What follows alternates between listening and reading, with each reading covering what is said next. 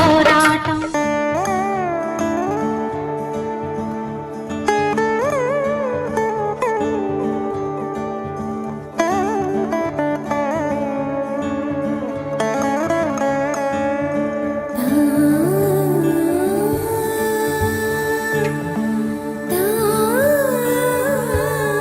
యాండి ఏంటలా ఉన్నారు? నేనెలా ఉన్నాను? బాగానే ఉన్నాను. నాకు కళ్ళు కనిపించకపోయినా మీరు అన్న దాంట్లోనే ఎలా ఉన్నారో అర్థం అవుతుంది. నీకన్నీ తెలిసిపోతాయి, కానీ వాళ్ళు అక్కడ ఏం చేస్తున్నారో మాత్రం తెలీదు. ఎవరండి? అదే ఆ రుద్ర. ఏం చేసింది? మన సౌందర్యతో కాలుగోళ్లు తీయించుకుంటుంది. అదే కాళ్ళతో సౌందర్యం తన్నింది కూడా.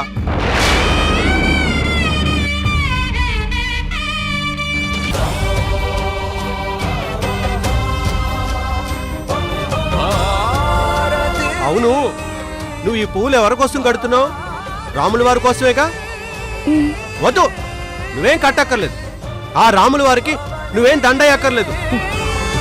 మన కష్టం వచ్చిందని రాముల వారికి దండయ్యద్దంటే మన కోపం వచ్చినప్పుడు ఆయన్ని తిట్టాలా, ఆయన్ని కొట్టాలా? అమ్మమ్మమ్మమ్మో, ఏంటా మాటలు?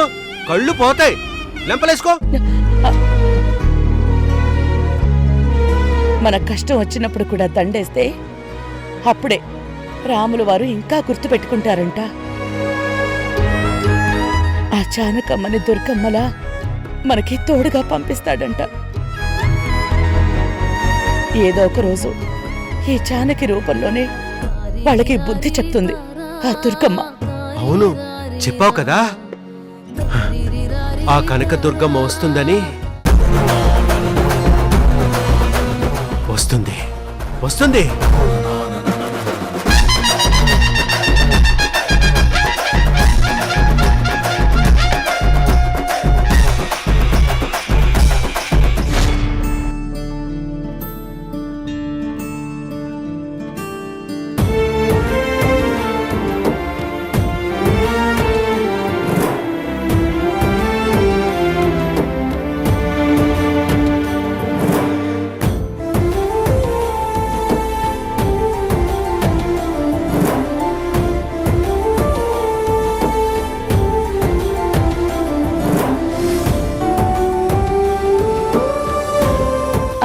అవంతి, నువ్వు పక్కనుండు. కడుపుతో నువ్వు దిష్టి తీయకూడదు.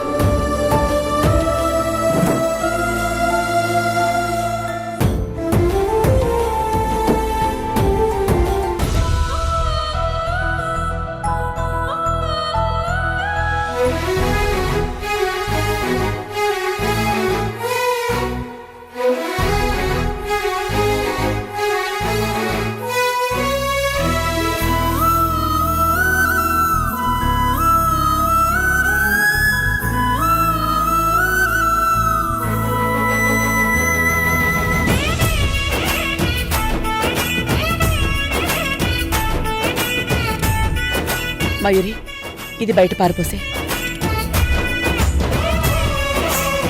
మురారి, లోపలికి రా నాన్న.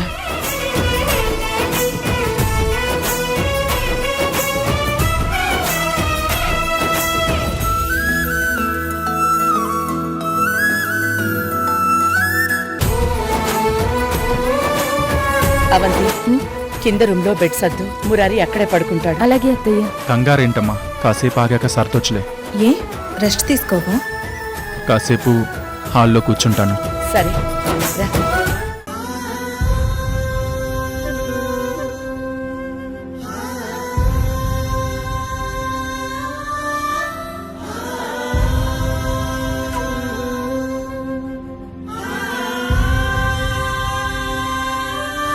మురారి, ఏంట్రా అలా చూస్తున్నావు? నేను మళ్ళీ మన ఇంట్లో ఇలా కూర్చుంటాననుకోలేదు. మురారి, బయట నుంచే నేను. మురారి, మురారి, ఏం మాట్లాడుతున్నావు? ఇలాంటి ఆలోచనలు నీ మైండ్లో రానివ్వద్దని హాస్పిటల్లోనే చెప్పాను కదా. ఎందుకు మురారి ఇలాంటి మాటలతో మమ్మల్ని ఏడిపిస్తున్నావు? అమ్మా, నీ వల్లేనమ్మా, నీ వల్లే మళ్ళీ నేను మన ఇంటికి రాగలిగాను. అదొదిలేరా.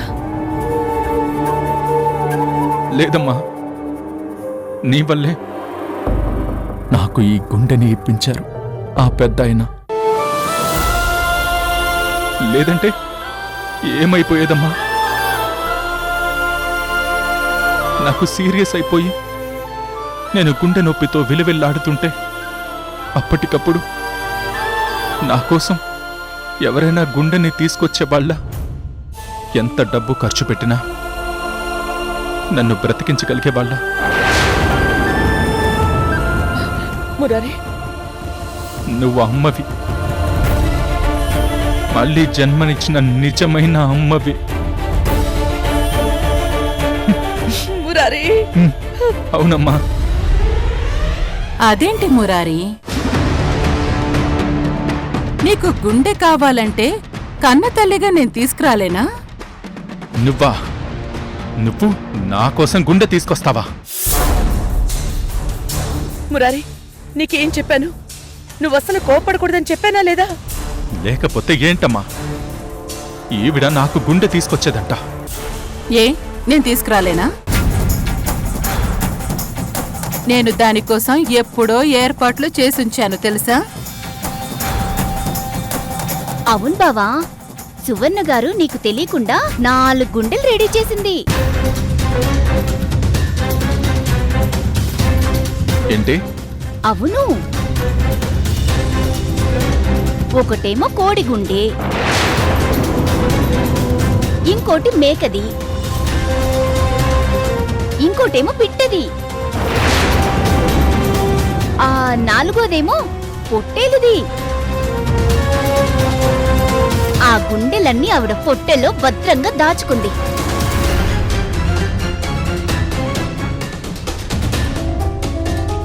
మయూరి, ఏంటి? నా కొడుకు మీద నా ప్రేమ నీకు జోక్గా ఉందా? జోక్ చెయ్యట్లేదు, నిజంగానే కదా చెప్తున్నాను. నా కొడుకు బాగా వస్తాడని నేనెంత ఆశగా ఎదురు చూశానో తెలుసా? అవును, మురారికి బాగవ్వాలని చాలా ఆశగా బిర్యానీ తింటూ ఎదురుచూశారు.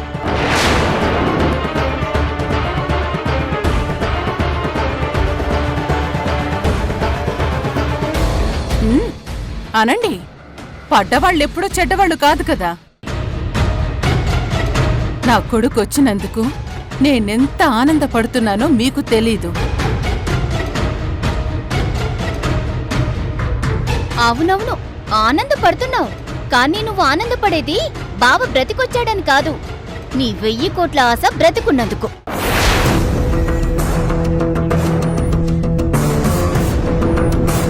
అన్నట్టు నీ విషయంలో ఆ సామెత కూడా తిరగరాయాలి. పడ్డవాళ్ళెప్పుడు చెడ్డవాళ్లు కాదు, చెడ్డవాళ్ళెప్పుడు నిలబడ్డవాళ్లు కాదు అని. అవంతి, మయూరి, ఇంక చాలా ఆపండి. మనం కష్టం నుంచి గట్టెక్కామని ఎదుటి మనిషిని తేలిగ్గా మాట్లాడడం మంచిది కాదు. ఎంత కాదన్నా మురారికి బాగోనప్పుడు సువర్ణ కూడా సాయం చేయడానికి ముందుకొచ్చింది. వచ్చిందత్తయ్యా, మీరు తన కాళ్లు పట్టుకొని బతిమ్లాడితే 100 కండిషన్లు పెట్టి మురారిని తనతో పాటు పంపించమని చెప్పి అప్పుడు సాయం చేస్తానంది. ఎదుటి మనిషికి ఉపయోగపడేది సాయం, లాభం చూసుకొని చేసేది వ్యాపారమని నువ్వే చెప్పావు కదత్తయ్యా. ఈ సువర్ణ పక్క వ్యాపారస్తురాలత్తయ్యా. మయూరి, ఇంకా ఆపుతావా? చూడండి, అందరికీ ఒక మాట చెప్తున్నాను. ఇక నుంచి ఈ ఇంట్లో నా కొడుక్కి ఆవేశం వచ్చే మాటలు గాని కోపడే చేష్టలు గాని ఉండకూడదు. వాడికి సంతోషం కలిగించే మాటలే మాట్లాడాలి. అమ్మా, నాకు కోపం రావద్దన్నా, సంతోషం కలగాలన్నా ఈమె నా కళ్ళ ముందు ఉండకూడదు.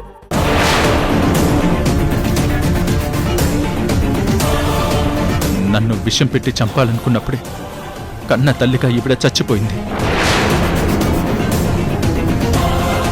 చచ్చి బతికిన నాకు ఈవిడని మాటి మాటికి నా కన్న తల్లిని అని చెప్పొద్దని చెప్పమ్మా. అయ్యో, నాకు అస్సలు నచ్చదమ్మా. మురారి, నేను అమ్మ అని ఎవరిని పిలుస్తున్నాను? ఆమె నా అమ్మ, నువ్వే నా అమ్మవి. మనిషిని ముందు ఇంట్లోంచి వెళ్ళిపోమని చెప్పమ్మా. చెప్పమ్మా. మురారి ఇప్పుడు నువ్వు మరో జన్మ తీసుకుని మా ముందున్నావు. నువ్వు ఇప్పుడు అస్సలు ఆవేశపడకూడదు నాన్న.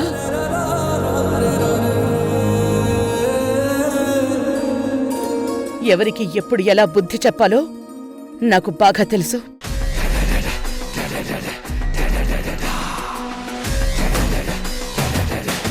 నువ్వు పద, రెస్ట్ తీసుకుందు గాని పద.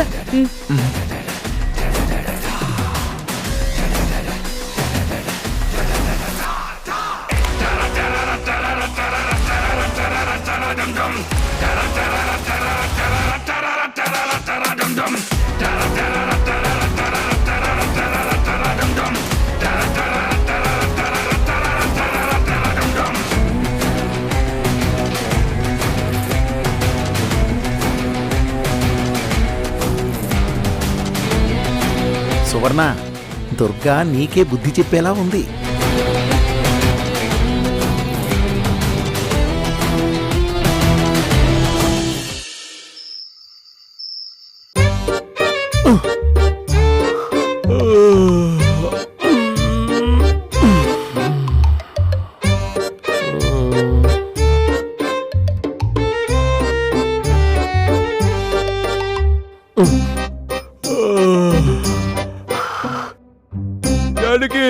ఏంటండి? నాకు బాగా నిద్ర వస్తుంది.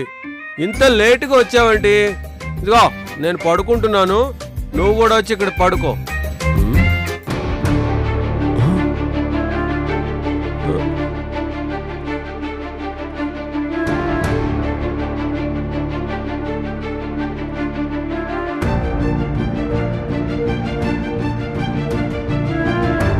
జానకి, కింద పడుకుంటున్నావేంటి? నేను ఈ రోజు నుంచి ఇక్కడే పడుకుంటున్నాను. అదేంటి కిందెందుకు? మంచం మీద ఇక్కడ చోటు ఉంది కదా, ఇక్కడ పడుకో. లేదు, ఈ రోజు నుంచి నేను కింద పడుకోవడమే కాదు, మీతో కలిసి భోజనం కూడా చెయ్యను. అయ్యయ్యో, ఏంటి జానకి, ఏమైంది? ఎందుకు నాతో కలిసి భోజనం చెయ్యవు? నేనేం చేశాను? మీరు ఏమీ చెయ్యట్లేదండి. ఏమీ చెయ్యట్లేదా? మీ చెల్లి మీ బావ తిడుతున్నా కొడుతున్నా మీరేమీ చేయడం లేదు. వాళ్ళు కొడుతుంటే నేనేం చేయాలి? మీరు చేయక నేను చేస్తానా? మగవాళ్ళు మీరే కదా. నేనే కదా. మీరు మగవాళ్ళు కాబట్టి మీరే వాళ్ళని ఎదిరించి మాట్లాడాలి. అమ్మో, ఎదిరించి మాట్లాడమే?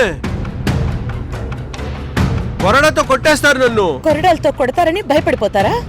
మరి అదేం కాదు. వాళ్ళు కొడతారు అని భయపడిపోతే మరి నేను సౌందర్య ఆడవాళ్ళం, మేమేం చేస్తాం? మీ భార్యని మీ కూతుర్ని కాపాడుకోవాల్సింది మీరే కదా. అవును, కానీ కాపాడటం ఎలాగో నాకు తెలీదే. మీరేం చేస్తారో ఎలా చేస్తారో నాకు తెలీదు, కానీ మీరు మీ చెల్లెల్ని మీ బావగారిని ఎదిరించి మాట్లాడి వాళ్ళతో దెబ్బలు తినకుండా ఉంటేనే నేను మీతో కలిసి భోజనం చేస్తాను, మంచం మీద నిద్రపోతాను. ఎదిరించి మాట్లాడకపోతే నేను మీతో మాట్లాడటం మానేస్తాను. జానకి, ఏంటి ఇలా కొత్తగా మాట్లాడుతున్నావు? నువ్వు నాతో మాట్లాడటం మానేస్తే ఎవరు నాతో మాట్లాడతారు? నేను ఎలా ఉండాలో చెప్పు జానకి. నువ్వు అలా అనొద్దు, మాట్లాడటం మానేయొద్దు. మరి వాళ్ళు నిద్రిస్తారా? అయ్యో, అది ఎలా కుదురుతుంది? నాకు అలా రాదు కదా. సరే, మీ ఇష్టం, మీరేం చేస్తారో మీరే ఆలోచించుకోండి. నాకు నిద్ర వస్తుంది, నేను పడుకుంటున్నా. అయ్యో జానకి, ఏంటి ఇలా చేస్తున్నావు? నేనేం చేయాలి? వాళ్ళని ఎలా ఎదిరించాలి? అయ్యో దేవుడా, అలా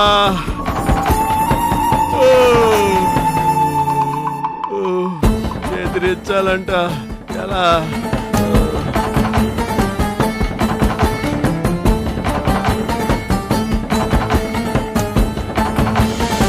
మీ ఇల్లు నిజంగా స్వర్గంగా ఉండాల్సిన చోటు రాక్షసులు ఆక్రమించిన ఇంద్రభవనంలా అనిపించింది ఆ ఇంట్లో ఉన్నంతసేపు.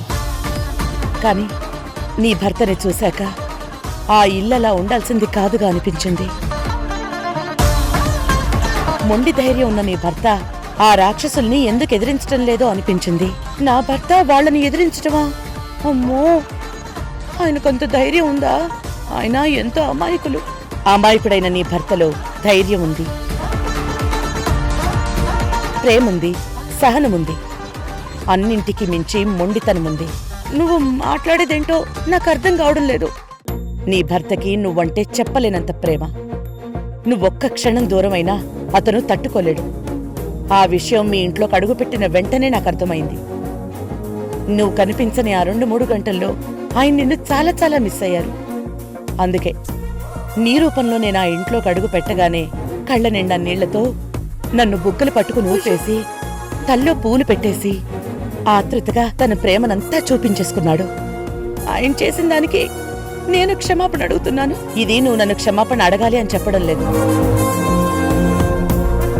ఆ ప్రేమలో ఎంత అమాయకత్వం ఉందో అంతే ధైర్యం ఉందని కూడా చెప్పడానికి చెప్తున్నాను. ధైర్యమా? ఆ ధైర్యమే లేకపోతే ఆ హాల్లోనే నా తల్లో పూలు పెట్టేవారు కాదు. ఆ పూలు విశాలాక్షి లాక్కుంటే ఆమెని ఎదిరించి మాటకి మాట చెప్పేవాడు కాదు. విశాలాక్షి నన్ను కాలు నొక్కమని అంటే అతను నొక్కుతానని చెప్పగలిగేవాడు కాదు. అది అతనిలో ఉన్న మొండితనాన్ని చూపిస్తోంది. తను వాళ్ళ చేతిలో ఎన్ని దెబ్బలు తిన్నా కూడా వెంటనే వాళ్ళు చెప్పిన పనులన్నీ చేస్తున్నాడు. అది అతనిలోని భయాన్ని సూచిస్తోంది. అక్కడున్న రాక్షసుల్ని ఎదిరించడానికి ఆ ధైర్యం, బలం సరిపోతాయి. కానీ నాకెప్పుడు ఆయనలో ఉన్నది ధైర్యంలా అనిపించదు. ఏ మగ మనిషికైనా అతని నిజమైన ధైర్యం, నిజమైన బలం అతని భార్య జానకి. మగాడికి శారీరక బలం ఎక్కువగా ఉంటే ఆడదానికి మానసిక బలం ఎక్కువగా ఉంటుంది. అందుకే గడ్డు పరిస్థితులు ఎదురైనప్పుడు ఆడదున్నంత ధైర్యంగా మగవాడు ఉండలేడు. అలాంటప్పుడే ఆడది మగవాడికి వెన్నుదన్నుగా నిలబడాలి. అప్పుడు మగవాడు ధైర్యంగా ముందుకు వెళ్తాడు. అందుకే అంటారు, ప్రతి మగవాడి విజయం వెనక ఒక ఆడది ఉంటుంది అని. కానీ నీ భర్త విషయంలో అది జరగడం లేదు. అంటే నీ భర్తకి ధైర్యం చెప్పి ముందుకి పంపించుంటే ఈ పాటికతను ఆ ఇంట్లో ఉండే దుర్మార్గులందర్నీ బయటికి తరిమేసేవాడు. అమ్మో, వాళ్ళని తరిమేయడమా? వాళ్ళని ఎదిరించి ఒక్క మాట మాట్లాడితేనే ఆయన్ని కొరడాలతో కొడతారు. కొరడతో కొట్టిన వెంటనే నువ్వు నీ భర్తకి అడ్డు వెళ్తావు. ఆ దెబ్బలు నువ్వు కాస్తావు. మరి నా భర్తని కొడుతుంటే నేనెలా చూస్తూ ఊరుకుంటాను? మగవాడికి ఆడది ఎంత బలంగా నిలబడుతుందో అంతే బలహీనతగా కూడా మారిపోతుంది. కాని అతను ఎన్ని కొట్టినా తట్టుకోగలిగి ఒక్క వేలిముద్ర కూడా వెయ్యనతను నీ మీద ఒక్క దెబ్బ పడేసరికి బలహీనంగా మారిపోయి వెంటనే వేలిముద్ర వేయడానికి ఒప్పేసుకున్నాడు. అందుకే నువ్వింకెప్పుడు అతన్ని బలహీనుడిగా మార్చకుండా బలవంతుడిగా మార్చు. అతనిలో ధైర్యం పెంచు. అంటే ఎలా దుర్గా? అతని మీద దెబ్బ పడుతుంటే నువ్వు ఏడవకు. అయ్యో, నీ కన్నీళ్లు దిగమింగి వాటిని నువ్వు కసిగా మార్చుకో. నీ భర్తని కొట్టిన వాళ్ళని, నీ కుటుంబాన్ని నాశనం చేస్తున్న వాళ్ళకి తగిన బుద్ధి చెప్పాలి అని అనుకో. ఒక్క విషయం గుర్తుపెట్టుకో జానకి, ఏ మనిషైనా తన ఫీలింగ్స్ ని సరైన చోట బయట పెడితేనే గెలవగలుగుతారు. సింహమైనా సరే అడవిలో ఉన్నప్పుడే కోపాన్ని బయట పెట్టాలి, బోన్లో ఉన్నప్పుడు కాదు. నీ భర్తని దెబ్బలు కొడుతున్నప్పుడు నువ్వు బాధపడితే నీ భర్త బలహీనుడవుతాడు. బెడ్రూంలోకి వచ్చాక బాధపడితే నీ భర్తలో బలం పెంచిందానివవుతావు. అదెలా? వాళ్ళు నీ భర్తని కొట్టిన తర్వాత రాత్రి నీ భర్తకి అదే దెబ్బల మీద వెన్న రాస్తావు చూడు, అప్పుడు నీ బాధనంతా బయటపెట్టు. అతనిలో కసి పెరుగుతుంది. వాళ్ళు చేస్తున్న దానికి సమాధానంగా నువ్వేం చెయ్యాలనుకుంటున్నావో చెప్పు. అతనికి తర్వాత ఏం చెయ్యాలో తెలుస్తుంది. వాళ్ళకి భయపడొద్దు అని చెప్పు, వాళ్ళని ఎదిరించమను. అదే అతనికి బలమవుతుంది. కానీ నేనేం చెప్పినా ఆయనలో ధైర్యం రాకుండా భయపడుతూనే ఉంటే అప్పుడు అతనితో మాట్లాడను అని చెప్పు. అతన్ని నీ మీద చూపించే ప్రేమని తిరస్కరించు. అతనికి నీ చేత్తో అన్నం పెట్టద్దు, నీ చేత్తో వెన్న రాయొద్దు. అయ్యో పాపం కదా, అది పాపం అనుకోకు. అతనిలో ధైర్యాన్ని పెంచడానికి పెడుతున్న పరీక్ష అనుకో.